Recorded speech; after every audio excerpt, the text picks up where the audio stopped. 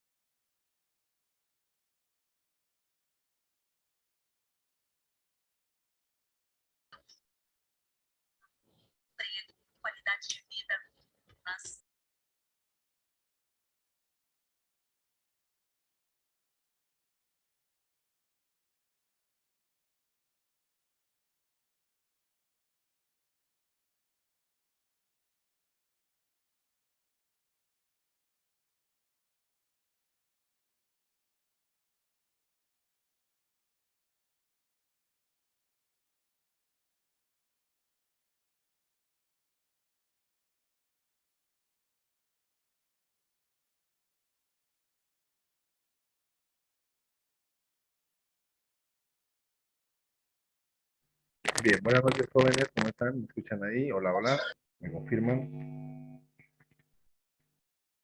Hola, sí, Positivo, móvil 8. ok, ok.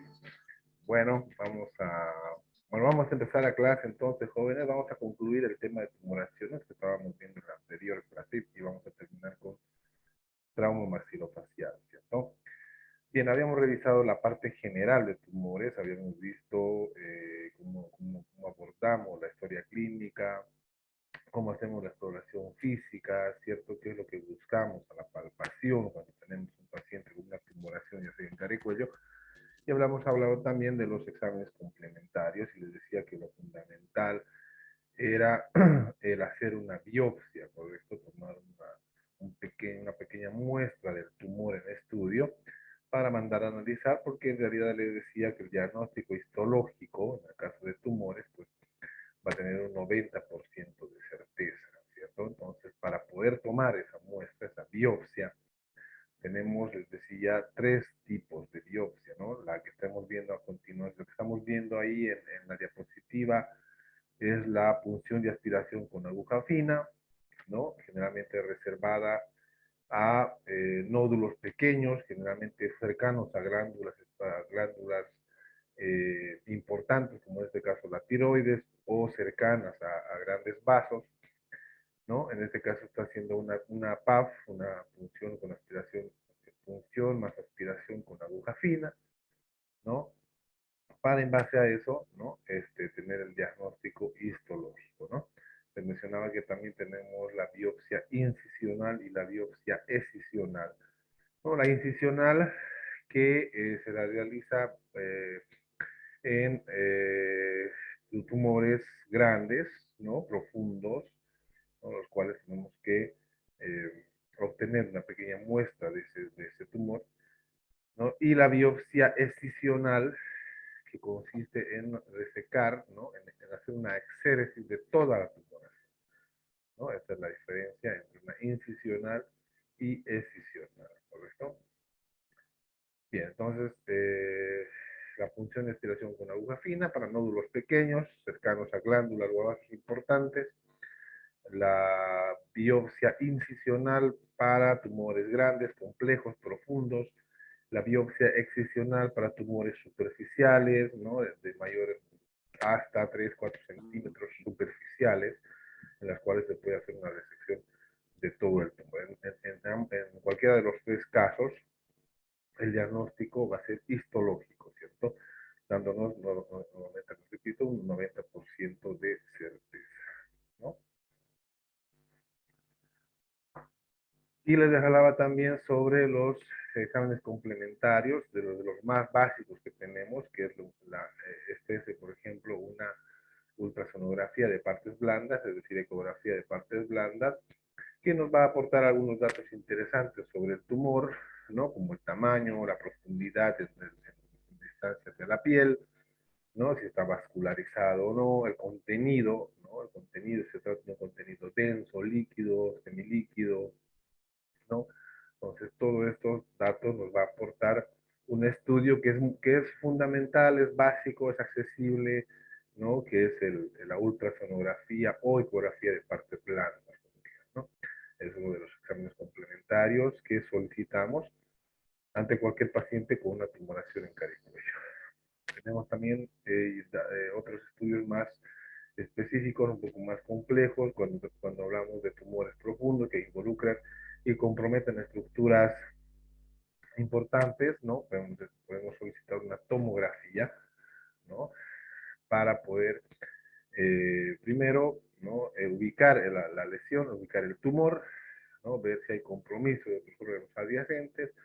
También nos va a ayudar a ver el contenido, ¿no? De si es contenido sólido, quístico, nos va a delimitar la lesión, ¿no? Generalmente vamos a utilizarlo cuando hay tumores, pueden ser pequeños, en lugares poco accesibles para una ecografía, ¿no? Como la base de la lengua, ¿no? La parte de las amígdalas, ¿no? Entonces, una tomografía nos va a dar un estudio más preciso, una imagen más precisa.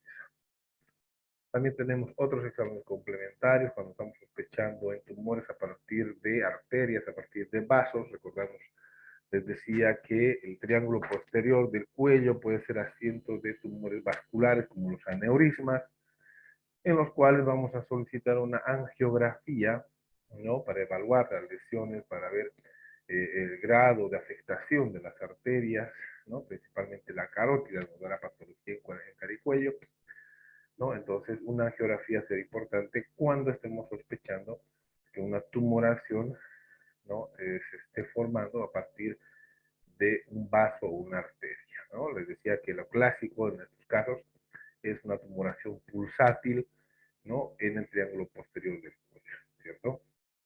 También les hablaba que el cuello puede ser lugar de metástasis, ¿no? De otras patologías, ya sea mamarias o pulmonares, por lo cual una radiografía también de tórax nos va a aportar bastante información, ¿no? Sobre si la patología en estudio caricuello no se trata de una metástasis, ¿ok? Bien. Dentro de las patologías, y entrando un poquito a las patologías como tal, entre benignas y malignas, vamos a revisar las más generales, las más frecuentes.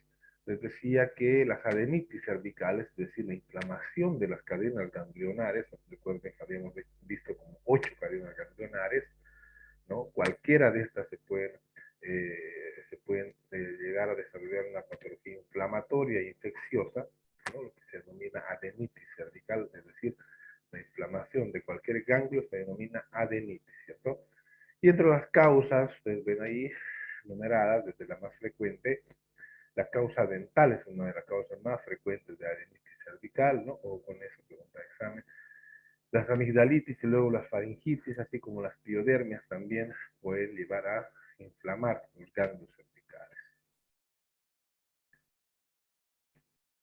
Cuando hablamos de adenitis tenemos que diferenciar si se trata de una patología aguda o crónica. Muchas veces las patologías agudas pueden cursar con inflamaciones e infecciones simultáneamente, ¿no? Los llamados abscesos subcutáneos, ¿no? Es decir, si tenemos una tumoración en cara y cuello sumada o acompañada, ¿no?, de signos de infección y inflamación, los cuales son la tetrada de Celsius, se puede ver la tetrada de Celsius, ¿no? Rubor, dolor, calor y rubor, dolor, calor y tumor, ¿cierto? De la tetrada de la infección o la inflamación. Si asociamos un tumor, ¿no?, a esos signos, síntomas de infección, probablemente estemos ante la presencia de un absceso, ¿cierto? Entonces los abscesos, ¿no?, que también pueden ser parte de una patología tumoral a nivel de cara y cuello, ¿no?, se pueden drenar, ¿cierto? Absceso drenado, absceso curado, como dice el aforismo, ¿cierto? Pero cuando tenemos adenitis crónicas, ¿no?, es decir, eh, en un tiempo de evolución más de 3 meses, tenemos que preguntarnos sobre algunas patologías de base que puede tener el paciente, como la tuberculosis. Nuestro medio es muy frecuente la tuberculosis pulmonar, pero también en algún momento la tuberculosis pulmonar puede dar origen a la tuberculosis ganglionar, ¿no? Por lo tanto, pacientes con antecedentes de tuberculosis con patología tumoral cervical, habrá que preguntarse, habrá que cuestionarse si no se trata, habrá que descartar, no se trata de una tuberculosis ganglionar, ¿no? O pacientes con portador del virus de inmunodeficiencia humana, con VIH, también pueden presentar adenitis cervicales. En los casos, obviamente, como se trata de cuadros crónicos, también vamos a solicitar una biopsia, ¿no?, del ganglio afectado.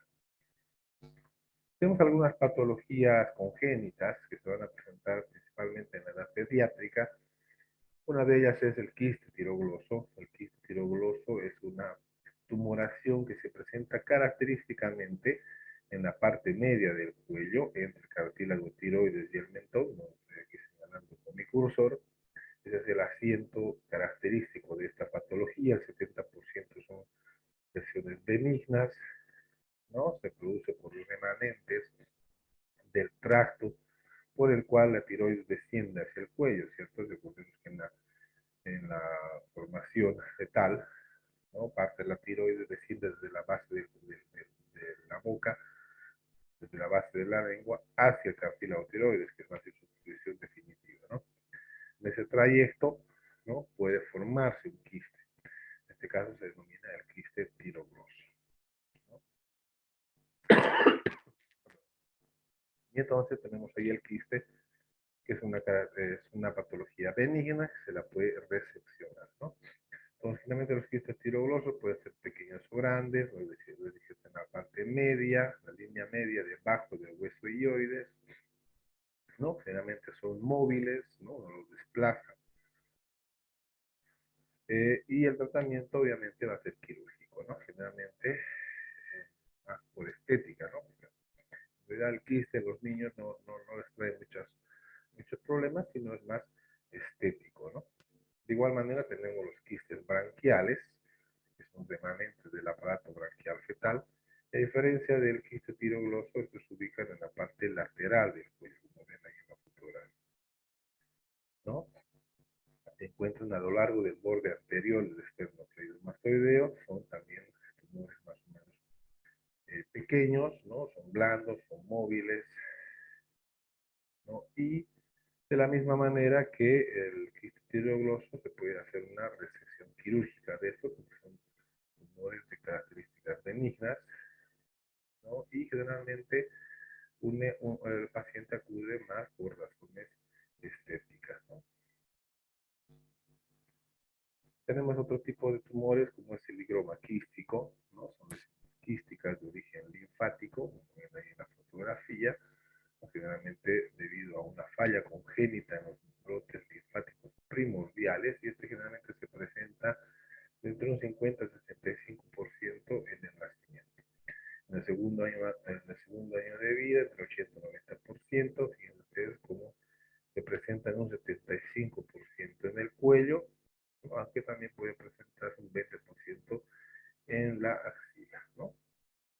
Entonces el crecimiento es variable, ¿no? El contenido de estos higromas, de estos quistes, es linfa, obviamente, porque como decía, es una alteración a nivel linfático, ¿no?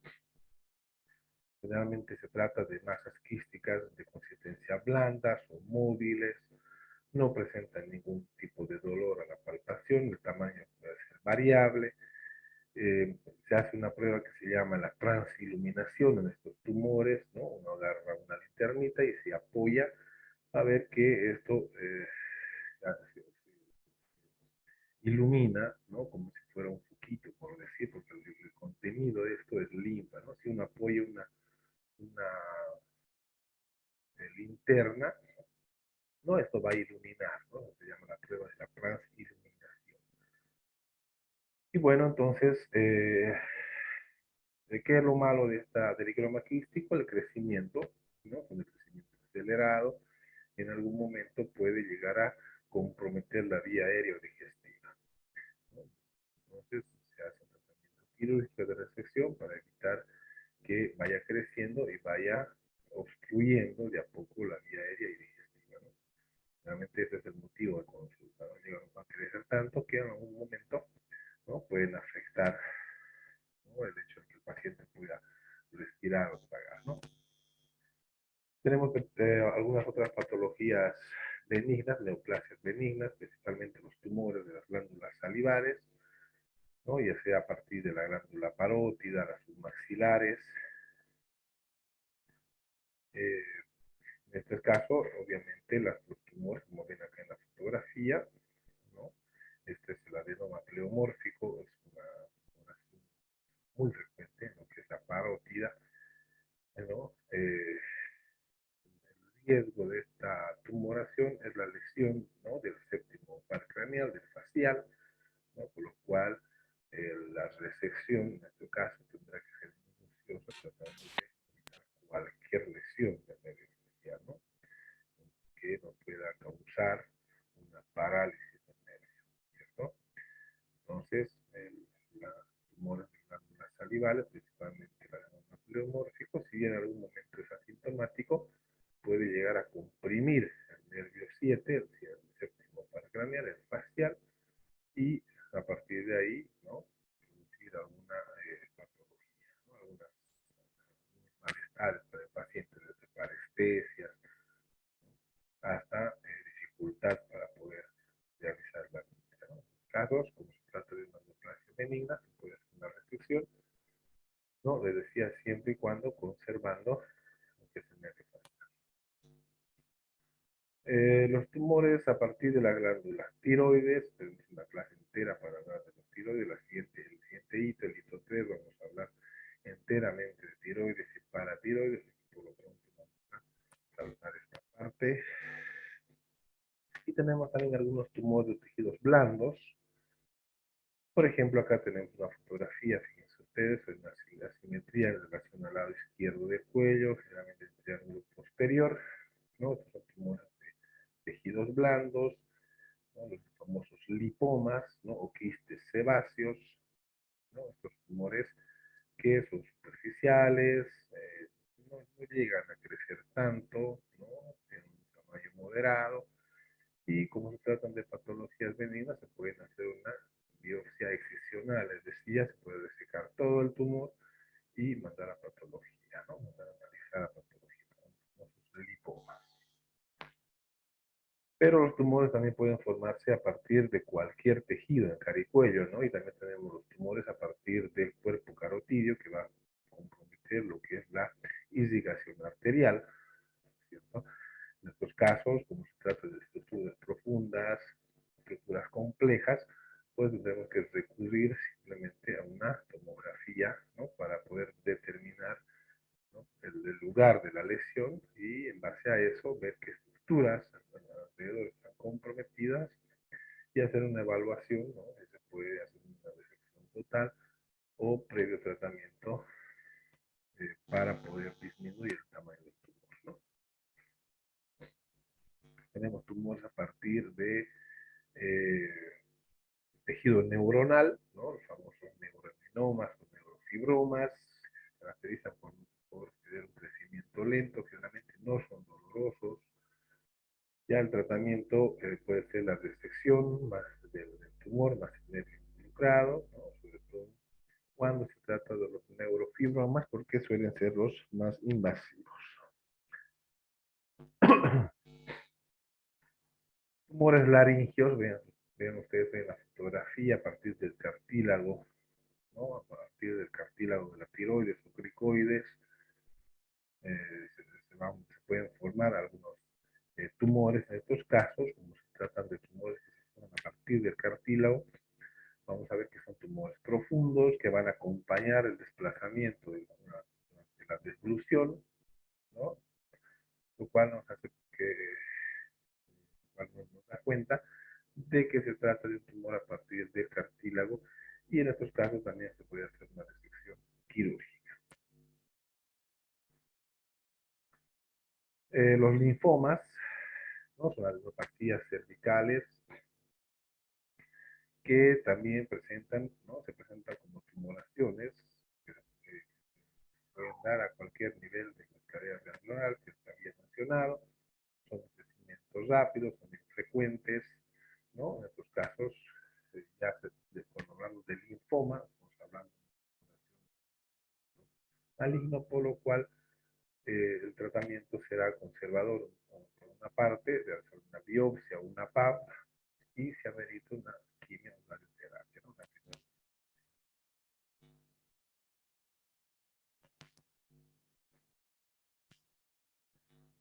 Tenemos también, así como tenemos los lipomas, los fibromas, que son patologías benignas, tenemos por el otro lado las patologías malignas a partir de tejidos blandos, ¿no? En este caso estamos hablando de sarcomas, ¿no? El rhabdomyosarcoma, o el fibrosarcoma, o el liposarcoma, ¿no? Son tumores a partir de tejidos blandos que tienen, en este caso, un comportamiento maligno.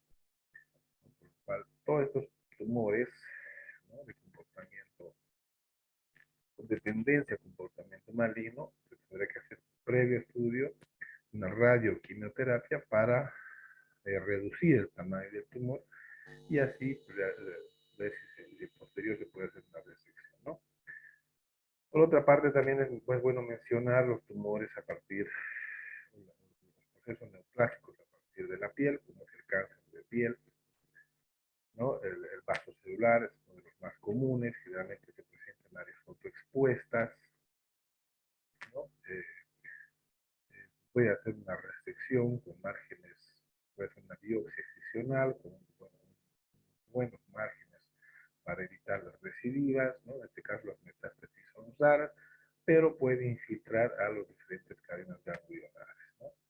Tenemos también lo que es el cáncer de piel tipo espinocelular, ¿no? Que a diferencia de los vasos celulares, este sí se asocia más a metástasis. ¿Cómo es la imagen de estas neoplasias de la piel? ¿No? Se presentan como cambios en la coloración, ¿no? Bastante irregulares, en zonas fotoexpuestas, como dice la teoría, ¿no? Las que generalmente están expuestas a la luz solar en todo momento, ¿no? Y son bastante irregulares, como que, ¿no? El color es bastante irregular también, ¿no? A diferencia de un nevo normal o común, que el color es más homogéneo, ¿no? Otro tipo de cáncer de piel también son los melanomas, ¿no? Que pueden clasificarse según su profundidad, según su presentación, ¿no? A distintas profundidades de la dermis y epidermis. En estos casos, como les decía, siempre debemos hacer una sesión, una valoración, obviamente por oncología, para ver si amerita una quimio-radioterapia y luego proceder a un tratamiento más quirúrgico. Bien, es en cuanto a algunos ejemplos, ¿no? Tanto de patología benigna, la patología tumoral benigna, como maligna, ¿no? En grandes rasgos. ¿Okay? ¿Alguna pregunta hasta acá, jóvenes? ¿Preguntas? Doctor, disculpe una cuestión. Sí, ¿Podría por favor pasarnos las diapositivas o pasarme la diapositiva en WhatsApp para que yo pueda pasársela a mis compañeros? sí, sí, claro, claro, todos los materiales los estoy dejando en la plataforma, incluso las clases anteriores ya grabadas están ahí en la plataforma, para que ustedes puedan revisar cuando deseen, ¿ya? Doctor, gracias. Ok. Bien, eso era para terminar esto de lo que son los tumores de cara y cuello. Y vamos a pasar al tema que el siguiente tema, que es trauma maxilofacial. Y no sé si vieron el video que yo les dejé ahora en la actividad asincrónica, ¿no? Es un caso clínico de un caso clínico que involucra obviamente un trauma maxilofacial. Vamos a ver un poquito el video al finalizar la clase. Ya, y pues vamos a empezar con este tema. Entonces, trauma maxilofacial. Hay una pregunta acá en el chat, a ver, acerca de los timomas, nos están preguntando. Los timomas generalmente tienen un comportamiento benigno, pero siempre hay un grado de malignidad, ¿no? Los tumores, ustedes saben que los tumores, a mayor tiempo de cronicidad, ¿no? Pueden, si bien pueden iniciar con un comportamiento benigno, en algún momento pueden migrar, ¿no? Pueden cambiar su necesidad a un comportamiento maligno. Por lo tanto, lo más recomendable es que ni bien diagnosticado un tumor, ¿no? Hacer una biopsia para ver de qué tipo de células son y en base a eso hacer un tratamiento definitivo, ¿no? Bien, entonces ahora vamos a empezar con lo que es el trauma maxilofacial. Si ven las diapositivas, ¿se ve cierto? ¿Habla? Sí, doctor. Ok. Bien, vamos a empezar trauma maxilofacial. Vamos a ver que vamos a dividir el trauma maxilofacial en 3 tercios. Ya vamos a hablar de un tercio superior, un medio e inferior. Entonces toda contusión, toda fuerza que va a causar una afectación de lo que es la parte ósea, bueno, tanto la parte de, digamos, de partes blandas como ósea, cualquier fuerza, ¿no? que actúe contra el cara y cuello, vamos a considerar como un trauma, ¿no? Vamos a dividir, como les decía, en 3 tercios. Vamos a ver en el tercio superior, ¿no? Los huesos más afectados, de producirse un trauma a este nivel, estará el hueso frontal, ¿no? Va a involucrar lo que es el seno frontal, ¿no? Recordando que el seno frontal es un espacio que hay entre ambas, eh, entre las dos láminas del hueso frontal, ¿no? Vamos a ver que si hay una lesión a este nivel, también puede afectar el hueso etmoides, ¿no? Parte de las órbitas, los malares, el párpado inferior, la vía lagrimal puede estar afectada, ¿no? Cuando hay una lesión en el tercio superior. En el tercio medio, la parte más afectada involucra lo que es el maxilar superior, la arcada dentaria superior, los huesos malares, ¿no? Los huesos propios de la nariz y también parte de los párpados. Y en el tercio inferior, ¿no? El hueso más afectado va a ser obviamente el hueso de la mandíbula, el maxilar inferior, así como la arcada dentaria inferior, los labios y la lengua, ¿no? Vamos a dividir con fines didácticos, ¿no? Bueno, recordando que las principales causas, ¿no? De trauma maxilofacial son los accidentes de tránsito, ¿no? Ya sea automovilísticos, ¿no? Principalmente, ¿no? Pacientes que están en calidad de conductor, ya sea de moto, ya sea de automóvil, en calidad de pasajero, peatón también, ¿no? Un gran porcentaje para accidentes de tránsito. Un 20% se trata de accidentes en el hogar, ¿no? Asaltos, ¿no? Ya sea con un arma de fuego, arma importante, ¿no? 20%. Vamos a ver que los traumas maxilofaciales se van a acompañar de algunos signos síntomas como el dolor, equimosis, hematomas, o en los casos más severos, ¿no? Que afecte identificación importante, puede haber hasta necrosis cutánea.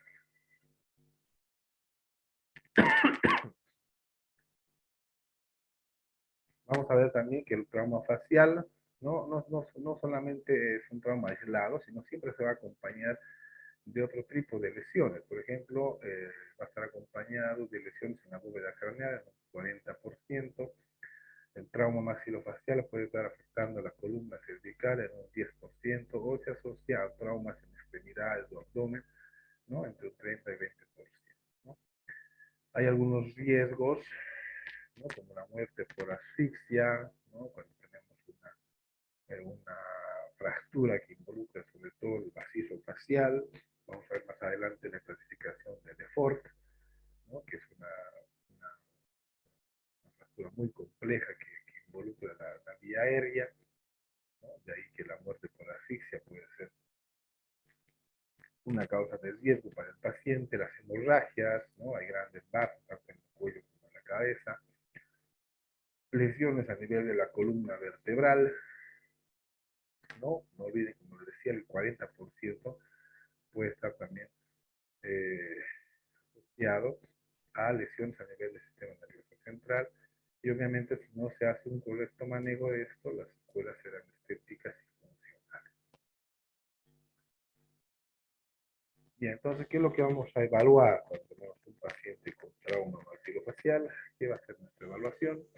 Desde la anamnesis va a ser importante, ¿no?, recabar la información del propio paciente, si este se encuentra consciente, lúcido, o recurrir a los acompañantes, a los testigos o al personal paramédico para recabar información acerca del accidente. ¿Qué es lo que nos interesa? Las condiciones en las cuales ha ocurrido el accidente, si el paciente, el afectado, estaba en calidad de conductor, o estaba en calidad de pasajero, en calidad de acompañante, si usaba o no el cinturón de seguridad, ¿no? Si hay presencia de otros heridos o fallecidos, ¿no? Las condiciones en las cuales ha sido extraído, le ha prestado el primer auxilio, ¿no? Entonces, todo esto nos va a dar una idea, nos va a hacer una idea de la magnitud del trauma, y por ende vamos a ver el grado de afectación también, ¿no? Es importante en el manejo del paciente politraumatizado, hablando un poquito de eso, es el uso del collarín cervical, ¿no? Es el ABC del paciente en manejo politraumatizado, el uso del collarín, el transporte del paciente en una tabla espinal va a ser fundamental, ¿no? Pues dice que la primera hora, ¿no?, de socorro al paciente, la hora de oro, ¿no?, va a ser muy importante, porque a partir de eso, ¿no?, se va a ir agravando, pues, se van a ir presentando las complicaciones del manejo. O por el otro lado, si es un correcto manejo, pues nuestro paciente va a recuperar en menor tiempo, ¿no? La inspección, ya hablando un poquito de semiología, vamos a buscar cualquier presencia de heridas, abrasiones, ¿no?, equimosis, que nos orienten hacia la zona de impacto, ¿no? Vamos a ver también la presencia de asimetrías, faltas de fuerza o deformidades, ¿no?, que pueden ocurrir.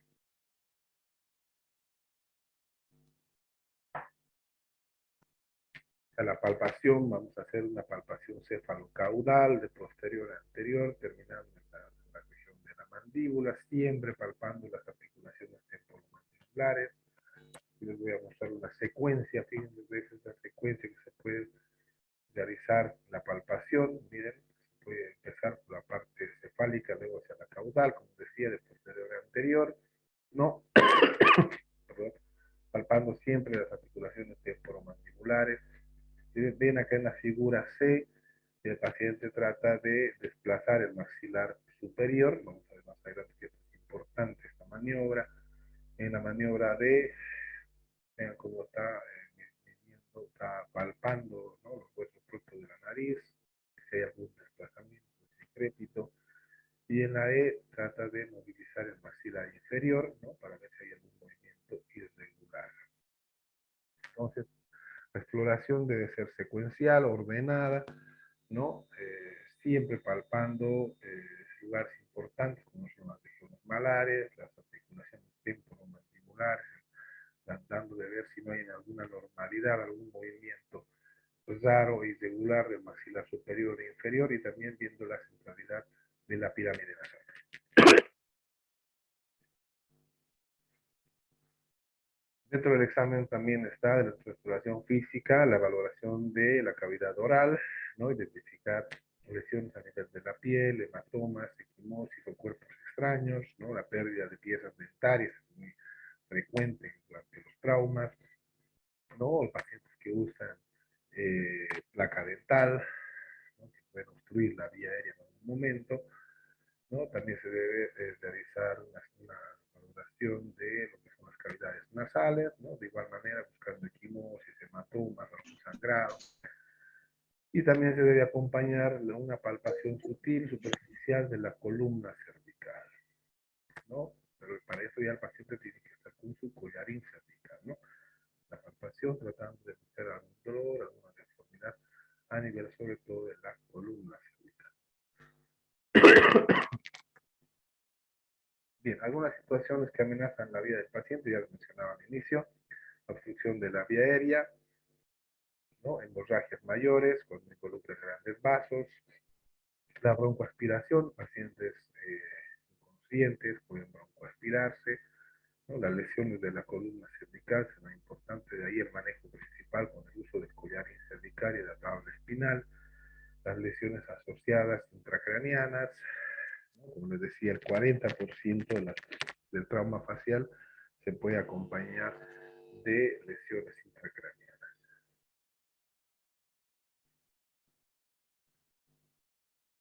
Bien, entonces vamos a entrar a las fracturas por tercios, ¿no? Bien, antes que se nos termine el tiempo, vamos a salir y volver a entrar con el mismo link, ya para que nos quedemos también con el tema. Salimos y volvemos a entrar con el mismo link.